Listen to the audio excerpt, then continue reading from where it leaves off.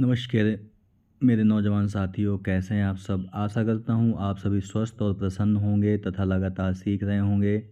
मैं Prem, assistant professor PSMPG college geography department Kannauj आपका स्वागत करता हूं अपने YouTube channel geography with Prem में। दोस्तों, इससे पहले वाले वीडियो में हमने आपसे बात की थी जनसंख्या घनत्व के बारे में, यानी कि पॉपुलेशन डेंसिटी के बारे में, जिसमें हमने देखा था कि जनसंख्या घनत्व क्या होता है। इसके साथ साथ हमने जनसंख्या घनत्व का विश्व में वितरण भी देखा था।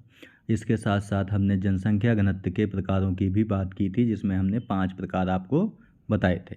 ठीक है, आज हम बात करते हैं जनसंख्या से संबंधित एक महत्वपूर्ण टॉपिक की, जिसका नाम है जनसंख्या वितरण को प्रभावित करने वाले कारक, यानी affecting factors of population distribution. ठीक है, तो चलिए शुरू करते हैं आज का लेक्चर। दोस्तों, विश्व में असमान रूप से जनसंख्या वितरण के पीछे कई कारक होते हैं। आपको दोस्तों हमने पहले भी बताया था कि अगर हम पूरी पृथ्वी को क्षेत्रफल लेते हैं तो इसके 71% भाग पर जल है, तो जाहिर सी बात है जल में तो कोई रहने वाला नहीं है, और 29% भाग पर स्थल है आपका। अब इस 29% भाग को अगर हम 100% मान लें तो दोस्तों इसके 50% भाग पर कोई नहीं रहता है, यानी कि 0 लोग रहते हैं, और 45% भाग पर 40% लोग रहते हैं, और 5% भाग पर 60% लोग रहते हैं। ठीक है, तो अब आपको समझ आ गया होगा कि वर्तमान समय की अगर 8 अरब जनसंख्या है तो इसका जो वितरण है वो पूरे विश्व में एक जैसा नहीं है। ठीक है, तो अब ऐसे कौन कौन से कारक हैं जो जनसंख्या वितरण को प्रभावित करते हैं, उनमें हम देख लेते हैं। जैसे भौतिक, या इन्हें हम प्राकृतिक भी कहते हैं। प्राकृतिक कारकों की बात करें तो जैसे कि उच्चावच है, जल की उपलब्धता हो गई, जलवायु हो गई, मृदा हो गई, ये प्रभावित करते हैं। आर्थिक कारकों में देखें तो खनिजों की उपलब्धता, नगरीकरण, औद्योगिकरण, ये भी मानव के रहने के लिए प्रभावित करते हैं। साथ ही साथ सामाजिक और सांस्कृतिक कारक भी इसके लिए जिम्मेदार हैं, और साथ ही साथ राजनीतिक कारण भी जिम्मेदार होते हैं। इस चार्ट में और आप समझ सकते हो कि कौन कौन से कारक हैं जो जनसंख्या वितरण को प्रभावित करते हैं। जैसे विश्वव्यापी कारक अगर देखें तो अवस्थिति हो गई, जलवायु की दशाएं हो गई, धरातल हो गया, समुद्र तल से ऊंचाई हो गई। प्रादेशिक कारकों में देखें तो भूमि की बनावट, जल आपूर्ति, मिट्टियाँ, वनस्पति, खनिज, शक्ति संसाधन। इसके अलावा सांस्कृतिक कारकों में आर्थिक व्यवस्था कैसी है, उन्नति का स्तर, राजनीतिक स्थिति, मनोवैज्ञानिक, परिवहन, व्यापार, ये भी मानव के वितरण को प्रभावित करते हैं। समसामयिक कारकों में देखें तो वातावरण की अनुकूलता कैसी है, पारस्परिक निर्भरता कैसी है, धर्म, सामाजिक मान्यताएं कैसी हैं, और सामाजिक संरचना कैसी है। तो ये सब कारक किसी भी स्थान पर जनसंख्या के वितरण को प्रभावित करते हैं। चलिए अब एक एक करके देख लेते हैं जनसंख्या वितरण को प्रभावित करने वाले कारक। सबसे पहले भौतिक कारक देखते हैं, जिसमें पहला है उच्चावच या भू आकृति। यहाँ पे आपको उच्चावच समझ लेना है कि समुद्र तल से ऊंचाई के आधार पर भू आकृतियाँ या उच्चावच कई प्रकार के होते हैं। जैसे सबसे पहले पर्वत होता है, पर्वत के बाद पठार होता है, पठार के बाद मैदान होता है, मैदान के बाद आपका समुद्र शुरू हो जाता है, और समुद्र के अंदर भी कई प्रकार के उच्चावच होते हैं। ठीक है, तो इन 3 चीज़ों में अगर हम देखें कि जनसंख्या पर्वतों में ज़्यादा रहेगी, कि पठारों में ज़्यादा रहेगी, कि मैदानों पे ज़्यादा रहेगी। ठीक है, तो यही बात आपको समझाई जाएगी अभी। उच्चावच का संबंध धरातल की बनावट से है। धरातल पर पर्वत, पठार, मैदान, नदी, घाटियाँ आदि विद्यमान होती हैं, जो लोगों को बसने के लिए प्रभावित करती हैं। ठीक है, पर्वतीय क्षेत्रों में विरल जनसंख्या, विरल कहने का मतलब है कम जनसंख्या, पाई जाती है। क्यों? क्योंकि वहाँ की जो धरातल है वो समतल नहीं है। जो पर्वतीय क्षेत्र होते हैं वो ऊबड़ खाबड़ ऐसे होते हैं। जल का अभाव होता है, और कौन से जल का अभाव होता है? भूमिगत जल का। ठीक है। यातायात यानी परिवहन के साधनों का अभाव होता है। संचार की सुविधाओं का विकास भी नहीं हो पाता या काफ़ी कठिन होता है। और भोजन के लिए कृषि कार्य करना भी काफ़ी कठिन होता है, क्योंकि पर्वतीय क्षेत्रों में उपजाऊ भूमि अवेलेबल नहीं होती है। तो दोस्तों जाहिर सी बात है, इतनी सारी चीज़ों की अगर कमी है तो वहाँ पर जनसंख्या नहीं रहना चाहेगी। तो यही सारी सुविधाएं मैदानी क्षेत्रों में उपलब्ध हो जाती हैं या विकसित होती हैं, जिसके कारण लोगों का बसाव भी अधिक देखा जाता है। कहाँ पर? मैदानी क्षेत्रों पर। पठारी क्षेत्रों में जहाँ पर खनिज, काली मिट्टी आदि होने के कारण कुछ ऐसे क्षेत्र हैं जहाँ सघन जनसंख्या पाई जाती है। ठीक है, तो समझ गए होंगे कि धरातल जनसंख्या वितरण को किस प्रकार प्रभावित करता है। इसके बाद है जल की उपलब्धता। सुगमता से जल उपलब्ध वाले क्षेत्र प्राचीन काल से ही लोगों के पसंदीदा रहने वाले क्षेत्र रहे हैं, यानी कि जहाँ पर जल उपलब्ध हो जाता है आसानी के लिए।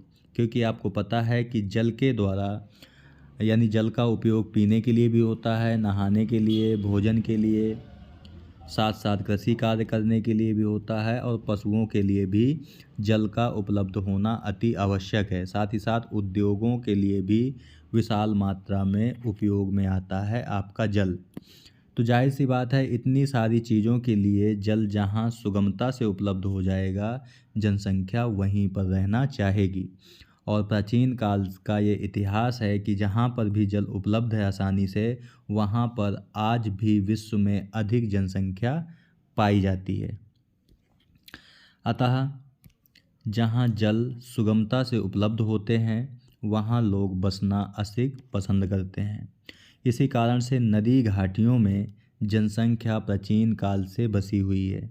ठीक है, आप कोई भी नदी घाटी उठा लीजिए, जैसे सिंधु नदी घाटी, गंगा नदी घाटी, ठीक है, नील नदी घाटी, यानी ऐसी बहुत सी बड़ी बड़ी नदियां हैं जहां पर जल आसानी से उपलब्ध होने के कारण प्राचीन काल से ही जनसंख्या बड़े पैमाने पर रहती है। वर्तमान समय में भी जितने बड़े बड़े नगर हैं आपके, चाहे वो महानगर हैं, बसे हुए हैं, वे किसी न किसी जल स्रोत के निकट ही बसे हुए हैं।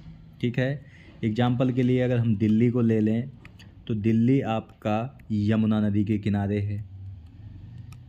ठीक है, आपका जो कानपुर है वो आपका गंगा नदी के किनारे है। ठीक है, आपका जो प्रयागराज है वो गंगा और यमुना के संगम पर है। ठीक है, तो आप देख पा रहे हैं कि जितने भी बड़े बड़े नगर हैं या महानगर हैं वो कहाँ पर स्थापित होते हैं? किसी न किसी जल स्रोत के निकट ही स्थापित होते हैं। ठीक है, इसके विपरीत जिन क्षेत्रों में जल का अभाव है और सुगमता से उपलब्ध नहीं है, वहाँ जनसंख्या का वितरण नगण्य होता है। जैसे मरुस्थलीय क्षेत्र, मरुस्थलीय क्षेत्रों में आपको पता है कि जो टेम्परेचर होता है वो प्लस होता है, लेकिन जो रेनफॉल यानी कि वर्षा होती है वो नहीं होती, जिस कारण वहाँ पर लोग ज़्यादा नहीं रहते। ठीक है, इसके बाद है जलवायु। भौतिक कारकों में जलवायु भी काफ़ी महत्वपूर्ण कारक है, क्योंकि मानव के लिए अति उष्ण कहने का मतलब है जहाँ पर गर्मी बहुत ज़्यादा होती है, अति शीत यानी कि जहाँ पर ठंड बहुत ज़्यादा होती है, जलवायु हितकर नहीं होती, यानी कहने का मतलब है कि जहाँ पर बहुत ज़्यादा गर्मी है या बहुत ज़्यादा ठंडी है वहाँ पर लोग नहीं रहना चाहते। इसके अलावा जो समशीतोष्ण जलवायु है, यानी कि जहाँ पर ना तो टेम्परेचर बहुत ज़्यादा है और ना बहुत कम है, उसे हम समशीतोष्ण बोलते हैं। इसके अलावा मानसूनी जलवायु लोगों को आकर्षित करती है। ठीक है, तो आप देखेंगे कि विश्व की जो सबसे ज़्यादा जनसंख्या है वो मानसूनी जलवायु वाले क्षेत्र में ही रहती है, जिसके कारण लोग यहाँ अधिक संख्या में रहते हैं। ठीक है, तो ये आपको याद रखना है। मानसूनी जलवायु से आप याद कर सकते हैं भारत एक मानसूनी जलवायु वाला देश है। तो भारत की जनसंख्या कितनी है? 142.84 करोड़ वर्तमान समय की जनसंख्या ये है। विश्व के जो अधिकांश जनसंख्या वाले देश हैं जैसे कि चीन, भारत, USA, पाकिस्तान, इंडोनेशिया इत्यादि इन्हीं क्षेत्रों में बसे हुए हैं। किन क्षेत्रों में? जितने भी देश अभी आपको गिनाए ये सभी या तो समशीतोष्ण में हैं या मानसूनी जलवायु वाले देश हैं ये सारे। ठीक है।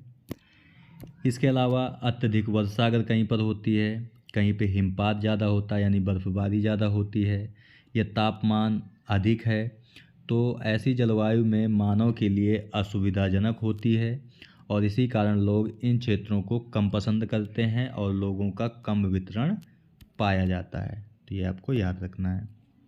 इसके बाद है मृदाएं। दोस्तों जो उपजाऊ मिट्टी वाले क्षेत्र हैं वो कृषि के लिए उपयुक्त होते हैं। ठीक है, यानी जितने भी आपके उपजाऊ मिट्टी वाले क्षेत्र हैं वो किसके लिए? कृषि के लिए उपयुक्त होते हैं। और कृषि के लिए अगर उपयुक्त हैं तो अनाजों का उत्पादन भी बड़ी मात्रा में होता है और लोगों का मुख्य भोजन अनाज ही होता है। तो जाहिर सी बात है अनाज अगर ज़्यादा होगा तो लोग भी ज़्यादा आकर के रहेंगे, क्योंकि भोजन अगर ज़्यादा उपलब्ध है तो लोगों का भरण पोषण भी बहुत अधिक मात्रा में हो जाएगा। ठीक है, तो जो उपजाऊ मिट्टी वाले क्षेत्र हैं वहाँ पर लोगों का अधिक जमाव पाया जाता है। ठीक है, अतः लोग इन क्षेत्रों में बसने के लिए चुनते हैं। इसी कारण से उपजाऊ जलोढ़ मृदा वाले नदी घाटी क्षेत्र में अधिक लोग निवास करते हैं। यानी कहने का मतलब है कि जो नदी घाटी क्षेत्र होते हैं, नदी घाटी क्षेत्र क्या होते हैं? जैसे कोई नदी बह रही है आपकी, तो इसके आसपास वाला जो क्षेत्र होता है वो नदी घाटी क्षेत्र कहलाता है। तो जहाँ पर नदी घाटी क्षेत्र होगा वहाँ पर कौन सी मृदा पाई जाएगी? आपकी जलोढ़ मृदा। और जलोढ़ मृदा दोस्तों बहुत ज़्यादा उपजाऊ होती है। ठीक है, और अगर उपजाऊ ज़्यादा होगी तो अनाज का उत्पादन ज़्यादा होगा और अनाज का उत्पादन ज़्यादा होगा तो लोगों का भरण पोषण ज़्यादा होगा, जिससे लोग यहाँ पर बहुत अधिक मात्रा में रहते हैं। इसके विपरीत जहाँ पर कम उपजाऊ वाले क्षेत्र हैं तो जाहिर सी बात है कि वहाँ पर कृषि भी कम होगी। ठीक है, और साथ ही साथ अन्य सुविधाएं भी उपलब्ध नहीं होंगी, तो लोग ऐसे क्षेत्रों में बसना पसंद नहीं करते हैं। ठीक है, इसके बाद दोस्तों आर्थिक कारक हैं आपके। आर्थिक कारक को 3 भागों में बांटा जा सकता है। आर्थिक कारण से जनसंख्या का स्थानांतरण अधिक मात्रा में देखने को मिलता है। दोस्तों आपको ये समझना है कि आर्थिक कारक का संबंध जीवन यापन से होता है। ठीक है, जीवन यापन से। और लोग अपना जीवन यापन करने के लिए 5 प्रकार की इकोनॉमिक एक्टिविटी यानी आर्थिक क्रियाएं करते हैं। ठीक है, तो जाहिर सी बात है कि इनका स्थानांतरण भी ज़्यादा होगा। जहाँ पर आर्थिक क्रियाएं ज़्यादा हो रही होंगी वहाँ पर लोग ज़्यादा जमा होंगे। यह स्थानांतरण लोगों का अपनी आजीविका चलाने के लिए ज़रूरी होता है। ठीक है, इसी कारण से जनसंख्या वितरण जनांकीय संरचना में परिवर्तन होता है। मान लीजिए एक ए क्षेत्र है, दूसरा बी क्षेत्र है, और ए क्षेत्र में इकोनॉमिक एक्टिविटी यानी आर्थिक क्रियाएं बहुत ज़्यादा होंगी, तो बी क्षेत्र से लोग इस ओर आकर्षित होंगे, क्योंकि अगर आर्थिक क्रियाएं ज़्यादा हैं तो उन्हें रोज़गार भी अच्छा खासा मिलेगा। अगर रोज़गार ज़्यादा मिलेगा तो लोग यहाँ पर जाएंगे ही। ठीक है, एग्जाम्पल के लिए आपका दिल्ली में बहुत सी आर्थिक क्रियाएं होती हैं आपकी। ठीक है, तो लोगों का जो स्थानांतरण है वो दिल्ली की ओर ज़्यादा होता है ग्रामीण क्षेत्रों से। इसीलिए दिल्ली में जनसंख्या जो पाई जाती है वर्तमान समय में लगभग 3 करोड़ के आसपास है। और भी कारण हैं जैसे कि खनिज। दोस्तों खनन संपदा से जो संपन्न क्षेत्र हैं लोगों को अपनी ओर अधिक आकर्षित करते हैं। खनिज को धरातल से निकालने के लिए अधिक लोगों की आवश्यकता होती है और उन लोगों की आवश्यकताओं की पूर्ति करने के लिए अन्य और कई लोगों की आवश्यकता होती है। ठीक है, यानी कहने का मतलब ये है कि खनन जहाँ पे मिलता है वहाँ अधिक लोग चाहिए होंगे और इन लोगों की ज़रूरत पूरी करने के लिए और कई लोग भी चाहिए होंगे। तो जाहिर सी बात है जनसंख्या का घनत्व या वितरण ज़्यादा होगा जहाँ पर खनन कार्य होता है। इसके साथ साथ जैसे कि खनिज निकालना, परिवहन करना, विभिन्न प्रकार के उद्योगों को स्थापित करना, वस्तुओं का निर्माण करना, व्यापार, संचार, सेवा जैसी कई संबंधित सुविधाओं का विकास भी होने लगता है। कहाँ पर? जहाँ पर खनन के द्वारा खनिजों को निकाला जाता है। ठीक है, तो ये भी आपको याद रखना है। इसी कारण ऐसे क्षेत्र विरल जनसंख्या से सघन जनसंख्या में परिवर्तित हो जाते हैं। यानी पहले वहाँ पे कम जनसंख्या होती है और जैसे जैसे खनन कार्य होने लगता है वहाँ पर सघन जनसंख्या होने लगती है। इसके बाद है नगरीकरण।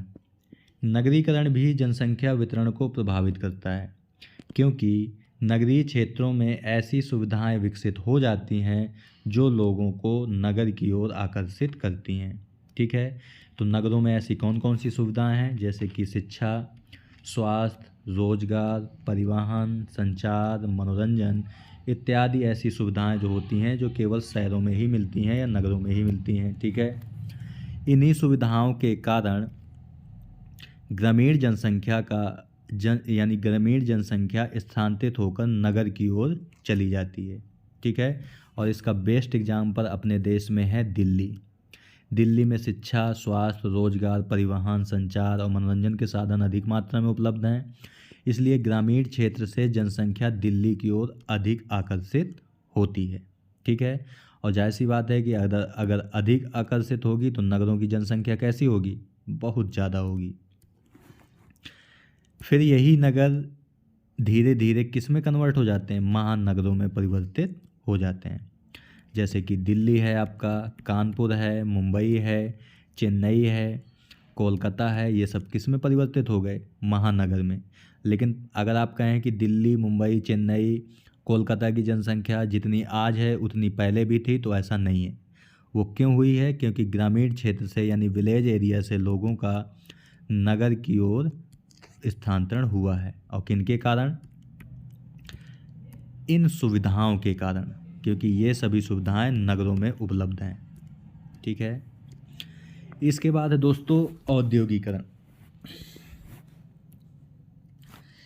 औद्योगिकरण भी जनसंख्या को अपनी ओर आकर्षित करता है, क्योंकि औद्योगिकरण से बड़े पैमाने पर रोजगार की सुविधाएं विकसित होती हैं, जिसके कारण भिन्न भिन्न कुशलता वाले श्रमिकों को अपनी ओर आकर्षित करते हैं।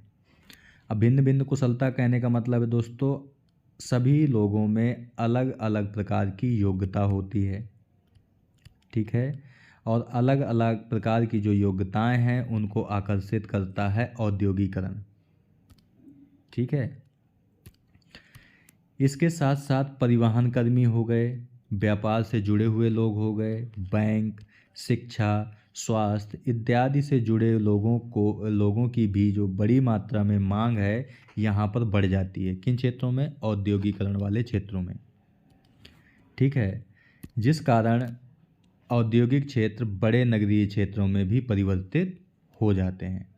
ठीक है, जैसे आपका औद्योगिक क्षेत्र की बात करें तो जैसे आपका कोलकाता है, एक औद्योगिक क्षेत्र वाला है, मुंबई है, अहमदाबाद है। ठीक है, ये सभी औद्योगिक क्षेत्र हैं।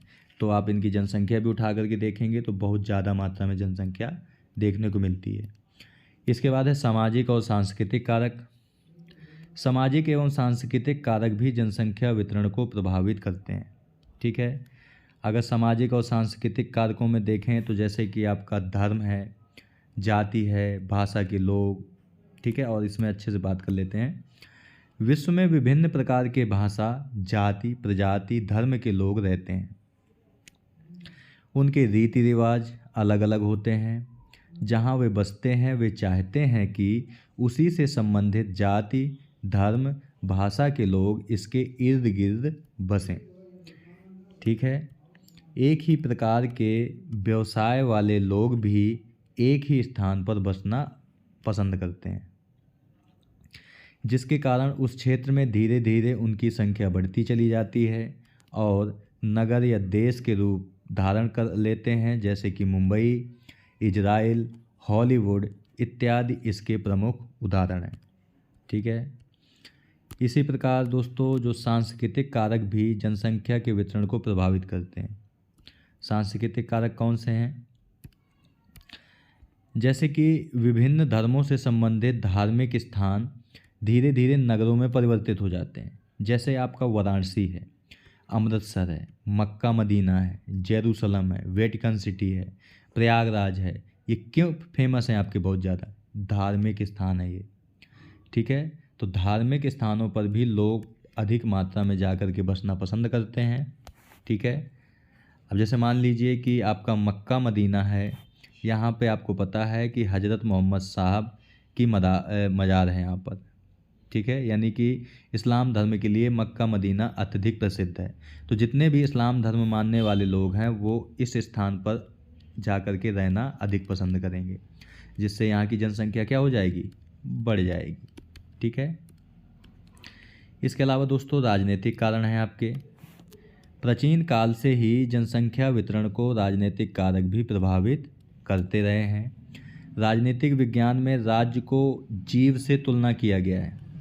ठीक है, और राज्य से जीव की तुलना करने का मतलब है कि जिस प्रकार जीव का वृद्धि होती है, या कह सकते हैं जीव का जन्म होता है, फिर उसका वृद्धि होती है और उसका विकास होता है, उसी प्रकार राज्य की भी वृद्धि होती है और उसका विकास होना चाहिए।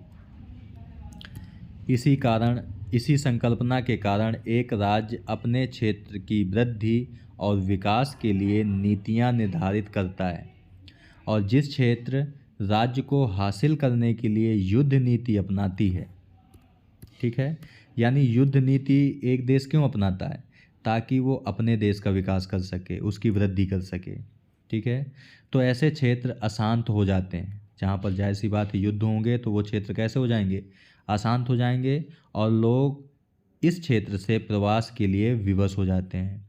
ठीक है, जैसे एग्जाम्पल के लिए रूस और यूक्रेन का युद्ध। रूस के द्वारा यूक्रेन पर आक्रमण किए जाने के कारण लगभग 45 से 50 लाख लोग यूक्रेन छोड़कर चले गए और दूसरे देशों में जाकर के बस गए। तो जिन देशों में जाकर ये बसे होंगे वहाँ पर जनसंख्या घटी होगी या बढ़ी होगी, जाहिर सी बात है बढ़ गई होगी। तो ऐसे क्षेत्र वीरान हो जाते हैं। कौन से क्षेत्र, जहाँ पर युद्ध होते रहते हैं। युद्ध वाले क्षेत्र में लोग नहीं रहना चाहते और दूसरी जगह पर जाकर प्रवास करते हैं। इसके कई उदाहरण देखने को मिलते हैं, जैसे फारस की खाड़ी का युद्ध जो कि 1967 के आसपास हुआ था, जायरे, इथोपिया, सूडान, चाड का गृह युद्ध, रवांडा और श्रीलंका के जातीय संघर्ष, भारत और पाकिस्तान में, कश्मीर, इजराइल, फ़िलिस्तीन में। यानी कहने का मतलब है कि भारत और पाकिस्तान में जो युद्ध होता है वो कश्मीर को लेकर के होता है, और इजराइल और फ़िलिस्तीन में जो युद्ध होता है वो यरूशलेम को लेकर के होता है। ठीक है, और जब इतने सारे युद्ध होते रहते हैं तो इन क्षेत्रों में लोग नहीं रहना चाहते, क्योंकि ये अशांत क्षेत्र होते हैं। इस तरह हम देखते हैं दोस्तों कि जो जनसंख्या के वितरण को कई कारक प्रभावित करते हैं। इसके अलावा दोस्तों हम यहाँ पे ये बता दें कि जो सरकार की नीतियाँ होती हैं वो भी जनसंख्या वितरण को प्रभावित करती हैं। ठीक है, जैसे कि हम कहें यूएसए में या ऑस्ट्रेलिया में सभी लोग जाकर के नहीं बच सकते, जबकि यहाँ की जनसंख्या बहुत कम है। यूएसए की बात करें तो यूएसए में लगभग 33 करोड़ लोग रहते हैं। ऑस्ट्रेलिया की बात करें तो यहाँ पर लगभग 3 से 4 करोड़ लोग रहते हैं, यानी इतनी जनसंख्या कम है। तो भारत, बांग्लादेश, पाकिस्तान जैसे जो बहुत अधिक जनसंख्या वाले देश हैं यहाँ पर जा कर के रह सकते हैं, लेकिन ऐसा नहीं होता है, क्योंकि यूएसए और ऑस्ट्रेलिया जैसी सरकारों ने ऐसे नियम बना रखे हैं ताकि यहाँ पर लोग आकर के नहीं बच सकें। ठीक है, और ये किन लोगों को बस रहने की सुविधा देते हैं, जो तकनीकी रूप से दक्ष हैं और उनकी शिक्षा जो है उच्च शिक्षा है, ऐसे लोगों को ये अपने यहाँ रहने देते हैं। ठीक है, तो सरकार की नीतियाँ भी प्रभावित करती हैं। कई ऐसे क्षेत्रों में एक कारक तो कई क्षेत्रों में एक से अधिक कारक भी प्रभावी होते हैं जो उस क्षेत्र के जनसंख्या वितरण को प्रभावित करते हैं। ठीक है दोस्तों, तो दोस्तों आज की वीडियो में यहीं तक। पीडीएफ आपको वीडियो के डिस्क्रिप्शन बॉक्स में उसका लिंक मिल जाएगा, जहां से डाउनलोड करके आराम से आप पढ़ सकते हैं। ठीक है, तो मिलते हैं आपसे नेक्स्ट वीडियो में किसी अन्य टॉपिक के साथ। तब तक के लिए नमस्कार। आप प्रसन्न रहिए, खुश रहिए, मुस्कुराते रहिए और लगातार सीखते रहिए, कभी अपने लिए तो कभी अपनों के लिए। धन्यवाद। जय हिंद दोस्तों।